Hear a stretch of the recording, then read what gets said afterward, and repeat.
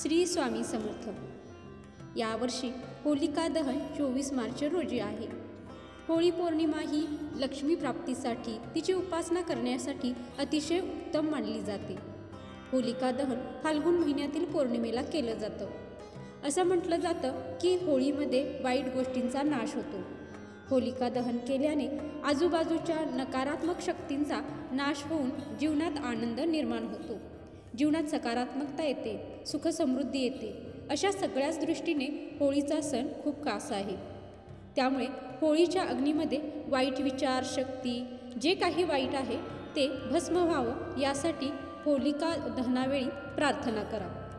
होळीच्या दिवशी असणारी सकारात्मकता आपल्या आयुष्यात यावी यासाठी होळीची राख श्रद्धेने आपण आपल्या कपाळाला लावतो। ज्योतिषशास्त्रात देखील याविषयी काही उपाय सांगण्यात आलेले आहेत आणि हे उपाय केल्याने आपल्या जीवनातील अनेक समस्या आपण तसेच आर्थिक संकटही दूर करू शकतो। तर धनप्राप्तीसाठी होळीच्या दिवशी सकाळी एक छोटंसं काम आपल्याला करायचं आहे। होळीच्या दिवशी केलेल्या या उपायामुळे तुम्हाला आर्थिक लाभ तर होऊ शकतातच, तसेच तुमच्या आर्थिक अडचणी सुटू शकतात, तसेच कर्जमुक्ती देखील होऊ शकते। तर कोणता आहे तो उपाय हे पाहण्या अगोदर तुम्हीही माझ्या चॅनलवरती नवीन असाल तर चॅनलला तुम्ही सबस्क्राईब करा आणि पूर्ण व्हिडिओ शेवटपर्यंत पहा। होळी पौर्णिमे दिवशी सकाळी लवकर हा उपाय करायचा आहे। असं मानलं जातं की या दिवशी पिंपळाच्या पानावर देवी आई लक्ष्मीचं आगमन होतं, ज्यामुळे ज्या व्यक्तीवर आर्थिक संकट आहे त्याने सकाळी पिंपळाच्या झाडाखाली जावं, पिंपळाला पाणी घालावं।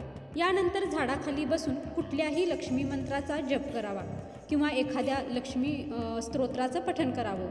मग ते श्रीसूक्त असेल किंवा महालक्ष्मी अष्टक असेल किंवा महालक्ष्मीचा एखादा मंत्र तुम्ही म्हटला तरीही त्यामुळे तुमच्या आर्थिक अडचणी दूर होतील।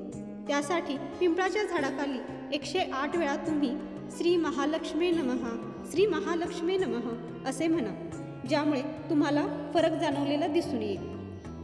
याशिवाय होलिका दहन झाल्यानंतर जी राख शिल्लक राहते त्याचा उपयोग करून आपण आपले आर्थिक संकट दूर करण्यासाठी, घरात सुखशांतीसाठी, तसेच घरातील वाईट दृष्टी दूर करण्यासाठी उपयोग करू शकतो। आता मी जे उपाय सांगणार आहे त्यातील एखादा जरी उपाय केला तरी तुम्हाला त्याचा फायदा झालेला नक्की जाणवेल। तर आर्थिक संकट दूर करण्यासाठी होळीचे भस्म लाल कपड्यात बांधून ते तिजोरीत ठेवा। यासोबत त्या राखीची पुडी बांधा आणि ती पुडी तुम्ही तुमच्या पाकिटामध्ये नेहमी ठेवा, त्यामुळे तुमची आर्थिक स्थिती सुधारण्यास मदत होईल। घरात जर सुखशांती आणण्यासाठी होळीचे भस्म एक डबीत ठेवा आणि एखाद्या शुभ मुहूर्तावर घरातील प्रत्येक कोपऱ्यात हा भस्म टाका, त्यामुळे घरातील भांडणे, कटकटी मिटण्यास आणि घरात सुखशांती लाभण्यास मदत होईल।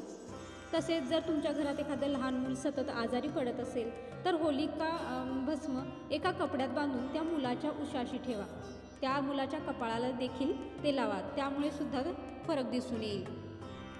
जन्मकुंडलीमध्ये जर ग्रह दोष असेल आणि नेहमी तुमच्या आयुष्यात कुठली ना कुठली समस्या येत असेल तर होलिका दहनाची राख थंड झाल्यानंतर घरी घेऊन या आणि त्याला पाण्यात मिसळून शिवलिंगावर वाहा आणि महादेवाला प्रार्थना करा, ज्यामुळे तुमचे ग्रह दोषाची तीव्रता कमी होईल। जर तुम्हाला कर्जातून मुक्तता हवी असेल तर होलिका दहनाच्या रात्री भगवान नरसिंहाची पूजा करा आणि नरसिंह स्तोत्राचे पठण करा। नरसिंह अवतार भगवान विष्णूंच्या 12 स्वरूपांपैकी एक आहे।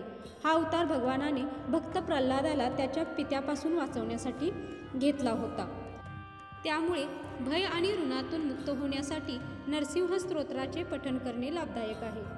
होलिका दहनानंतर जळत्या अग्नीत जर नारळ टाकला तर आपल्या कामातील अडथळे दूर होतात असे मानले जाते। यशासाठी होलिका दहनाच्या ठिकाणी नारळ, विडा आणि सुपारी अर्पण करण्याची सुद्धा रीत आहे। घरगुती त्रासापासून मुक्ती आणि सुखशांतीसाठी होलिकेचे अग्नीत जवाचे पीठ अर्पण करा। याशिवाय होळीच्या दिवशी सकाळी शिवलिंगाला सुपारी आणि हळद अर्पण करा आणि न वळता घरी या। दुसऱ्या दिवशीही हाच प्रयोग करा। होळीच्या रात्री ओम नमो धनदाय स्वाहा या मंत्राचा जप केल्याने संपत्ती वाढते असे म्हटले जाते। होलिका दहनाच्या रात्री 21 गोमती चक्र घेऊन शिवलिंगावर अर्पण केल्यास व्यवसायात लाभ होतो। तसेच होळी पेटवताना गोमती चक्र, कवड्या आणि बत्ताशे स्वतःवरून ओवाळून त्यामध्ये फेकल्याने जीवनातील प्रत्येक अडथळे नाहीसे होतात असे म्हटले जाते. जर तुमच्या मुलाला काही त्रास जाणवत असेल किंवा त्याला बोलता येत नसेल तर सुका कांदा, लसूण आणि हिरवे लिंबू होलिकेत टाकावे.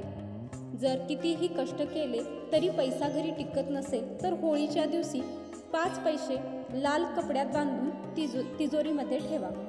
होलिका दहनात देशी तुपात भिजवलेल्या 5 लवंगा, 1 बत्ताशा आणि 1 सुपारी अर्पण करा. त्यामुळे तुमच्या मुलाला कोणाचीही नजर लागणार नाही. तर हे काही होळी पौर्णिमेदिवशी राखेचे करायचे उपाय आहेत. यातील एखादा उपाय जरी तुम्ही केला तरी तुम्हाला त्याचा लाभ होईल. पण हे उपाय करत असताना पूर्ण श्रद्धेने आणि विश्वासाने ते उपाय करा, ज्यामुळे तुम्हाला त्याचा लाभ तर मिळेलच पण मनःशांतीसुद्धा लाभेल. तुम्हाला व्हिडिओ कसा वाटला हे कमेंटमध्ये नक्की लिहा आणि व्हिडिओ शेवटपर्यंत पाहिल्याबद्दल धन्यवाद.